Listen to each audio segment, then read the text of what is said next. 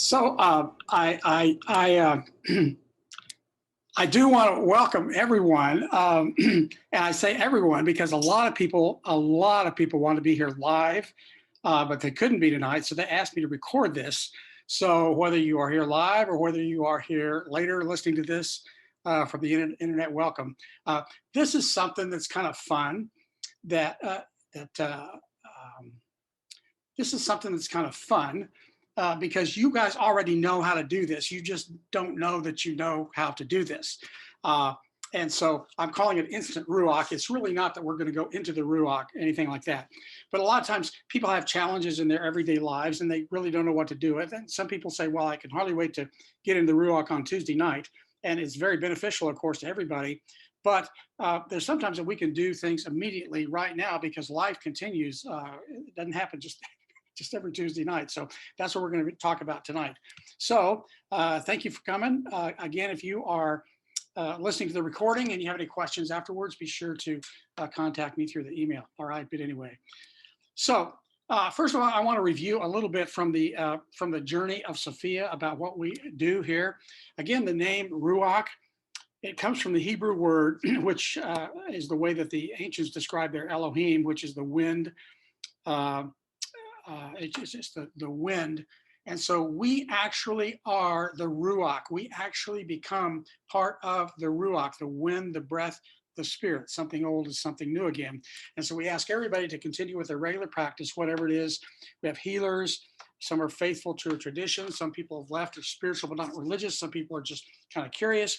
But whatever you do in your daily practice, we want you to continue that. And this ought to really amp that up and help you an awful lot.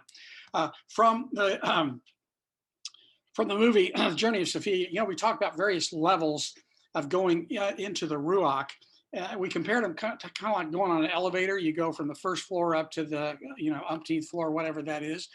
So sometimes vibrationally, when we do what we call traditional prayer, we are at lower vibrations because that deals with usually our everyday lives of some kind of got a problem or sending healing or something to somebody else.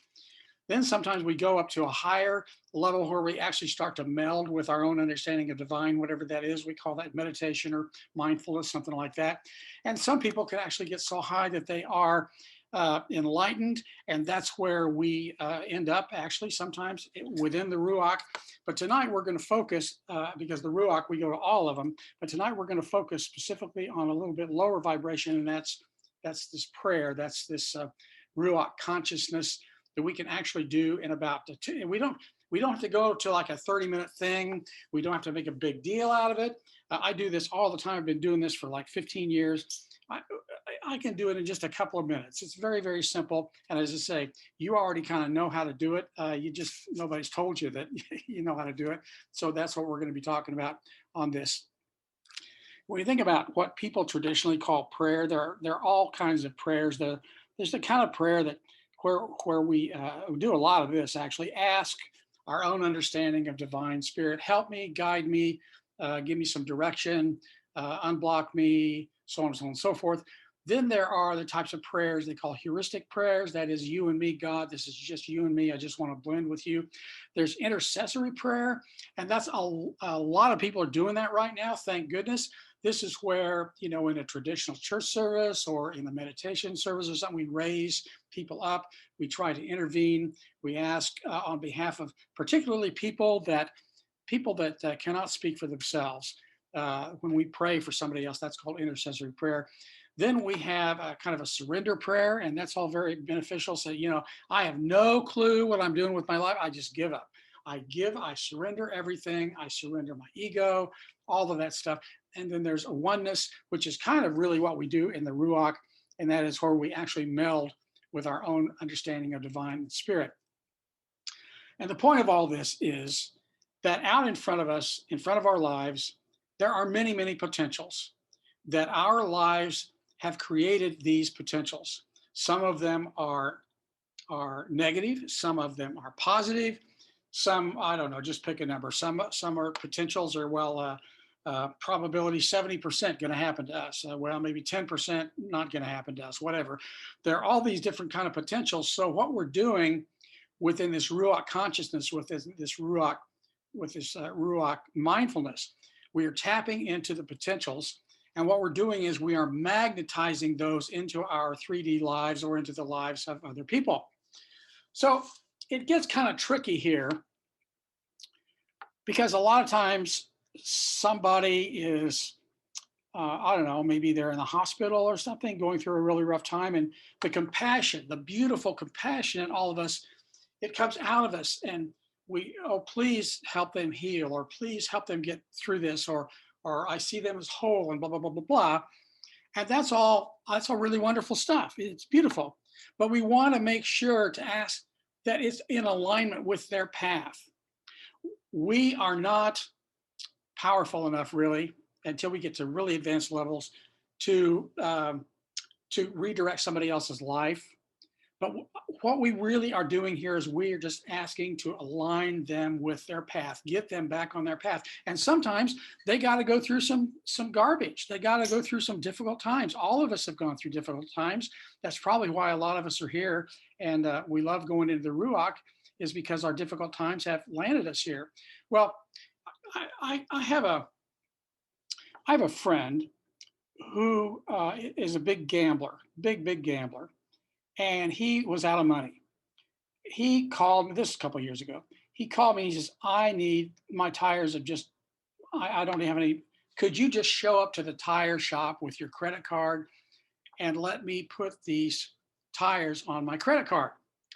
And I went to Spirit. Spirit said, no, tell him no. Well, he's a friend of mine. I don't want to turn, he's done a lot of good things for me. It was very difficult for me to say, no, I cannot do that.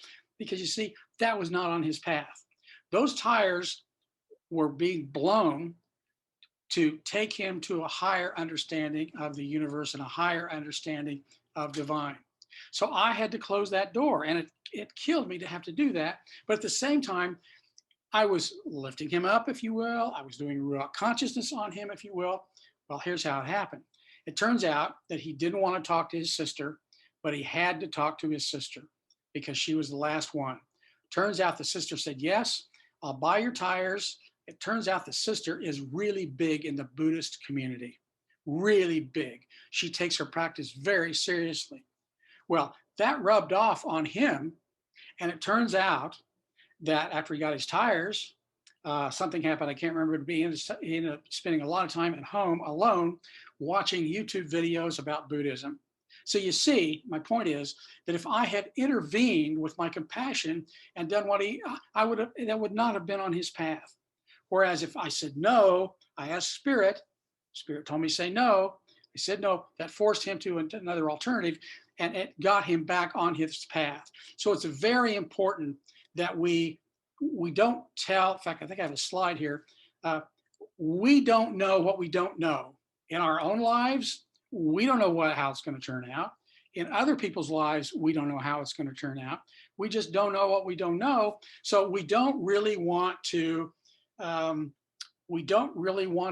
try to pressure or influence divine or influence God at all. All we're saying is we don't want to tell Spirit what to do. All we want to do with this process is just to align them with their path. You can see in the little picture there's the path. And at the end of the path, who knows? You're right. We don't know what we don't know. So we don't want to tell Spirit what to do. We just want to ask to get them in alignment on their path, what they should be doing. So maybe in our everyday life, and I got this slide because I like the colors in it.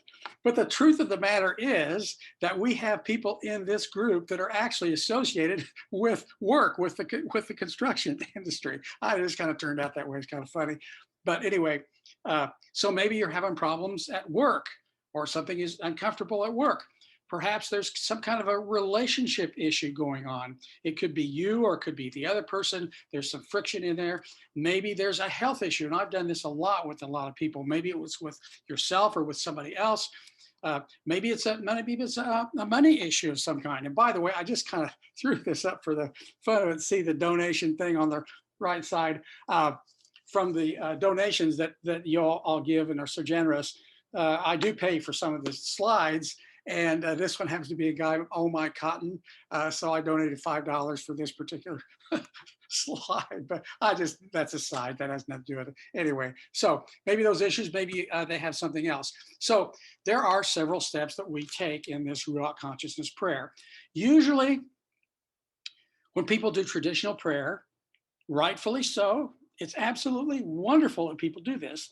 They say, oh Lord, blah, blah, blah, blah. And it doesn't make any difference to tradition, but they give the request or whatever it is, and then they say an amen at the end. And that's it. Well, we can go further than that. We can make it much more powerful. We can make it much more blending, not only for our own path, but for other people. So the first step, of course, is we always want to say our prayer of protection. You guys have a copy of that. If you don't, I'll send it to you again. The next step is, now this is going to sound familiar because I told you guys already know how to do this, okay? The next step is we divide our own understanding of God. We invite our divine love to come into us. And we do that like in the Ruach, big time, but we're going to do this like 2 minutes or something, okay? So we ask for the divine love to come with us, all right? Next step, and this is what we do. This is the part that you guys know how to do a little bit that most people don't do. And actually, most people are not prepared to do that. But you guys, I think, are. So once we have that feeling of love inside of us, then we send it out to the focus of our intention. We send it out to the money. We send it out to the relationships. We send it out to the hospital. We send it out to, whatever kind of a prayer we're trying to pray. We send it out, and that's one of the things we do really unique here in the Ruach group. And then lastly, what we do is, and this is where we want to keep everybody on the path, we ask for the greater good. We send this out for the greater good because when we say that, we raise ourselves as well as the other person, as well as the planet, as well as everything else around us. So there are kind of the 4 little steps. And I want to show you guys, this is very, very powerful stuff. And I mentioned to you that I've been doing this a long time. And some of you know me, my personal, what this happened to me. I was working for the US Census Bureau, and I wasn't making any money, and I couldn't afford this Camry. So I bought the cheapest Camry you could buy. It had nothing in it. There was no support in the seats. The radio was terrible. Blah, blah, blah. Air conditioning didn't work, and blah, blah, blah, blah, blah. But anyway, I had to have this car. So I ran up the miles on this car, 45,000 miles a year I drove on this particular car. Well, I became upside down on the loan. There's no way I'm going to get out of this car without having to come up with I think they told me like $8,000, $10,000. I was going to have to come up with the money to get out of this car. And it was taking a toll on my health. Driving around in the heat, in the dirty air, my back, it was killing me, so on and so forth. And I said, okay, I have to get out of this car. And what I did is I did these 4 steps: protection. I found love. I sent it out. I don't know how to resolve this. I have no clue. I am so far underwater. I have no idea what to do this. I just give this out and I send this out. It's kind of an act of surrender, really, but it's more powerful than that because you're actually sending out the love vibration to it. Well, here's what happened, and some of you know what happened. This is actually my car. I was, for those of you in Phoenix are familiar with the intersection of Indian School and Central, I was going eastbound on Indian School there, just waiting at the stoplight, just, minding my own business. And this extreme DUI guy comes up from behind me and he plows, look at the rear end of that bumper. And then he pushed me, look at the other picture on the right, pushed me into the car ahead of me, totally destroyed my car. And by the way, just for fun, the body shop guy, he looked at my car and he says, let me tell you something. Toyotas are really good at this. Look at that crash bar. He said that crash bar absorbed all of the energy. And I walked away from it. I had I was upset. Dr. Perry treated me for like 3 sessions or something, but it was nothing. I kind of walked away from it. And I said, okay, well now I'm really in a mess because now I don't know what I'm going to do. Well, turns out, of course, the rest of the story. I went car shopping, and why would I end up buying an Outback because I didn't know at that time that I was going to be moving to Washington. So here is my brand new Outback. Some of you guys have seen it. This was out my hotel window several months ago. All that snow we had. Well, it's perfect. I'm not paying much more for this than I was paying for my Toyota. I got a pretty good settlement on it. It was all worked out really great. The point of it is that, you know, everybody says, be careful what you ask for. That's the popular saying. Here in the Ruach community, we say, trust in what you ask for. Because in my particular case, I got a very good settlement from my car. I mean, it was fair. I didn't, you know, didn't win the lottery. I'm not going to sue anybody or anything like. Oh, by the way, the guy who hit me, his name is Lucky. So anyway, trust in what you ask for. Trust in what you ask for. And that's what happens when we have this love inside us and we send it out. So that's, see, I told you guys, you know, you know how to do this. You just didn't know that you didn't know. Anyway, you get the whole thing. The important part about this is, and I think all of us do this in our group, I think all of us have some kind of a daily practice, but we need to practice this actually every day or whenever the thing comes up to us. We use that 333 number because it's a spiritual number, but also that's the number of our podcast. If you need help to jumpstart yourself, jump on one of these podcasts because that's the formula around which we kind of build all of these little podcasts. So again, what you do is you decide what kind of a prayer you want to make, what kind of a request, what kind of an interaction with your own understanding of divine, whatever that is, intercessory, you and me, ask whatever it is. And then you do your protection. Then you summon divine love within you. And then do what we all do very good. We send it out. And then we ask for the greater good. And that's pretty much the formula. And that's really pretty much what I wanted to tell you about it. So if you want, I don't know if you guys want to do this or not. As I say, most people are going to be watching this on recording rather than live. So and I don't want to get too big into this because we're getting ready to go into our regular Ruach call.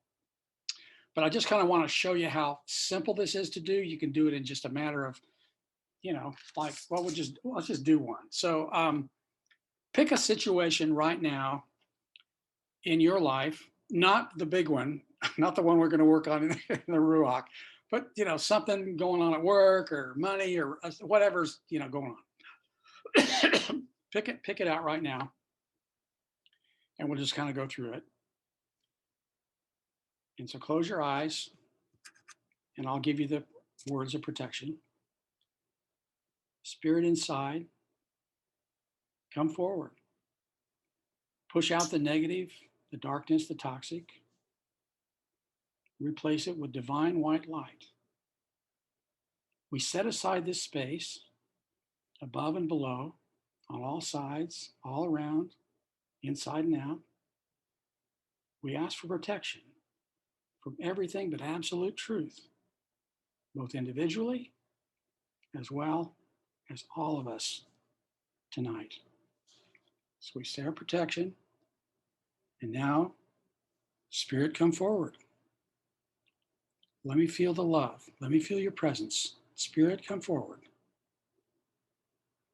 Come to me now. Come forward some more. In any sense that you have of divine love, now you send this out to the focus of your prayer, whether it's work, money, your own life, somebody else's life. Just send it out and connect with that other situation, whatever that is.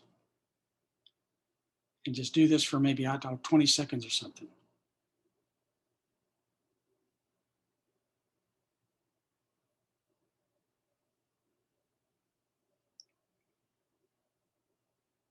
And finally, we close it out and we just say, we ask this for the greater good of all.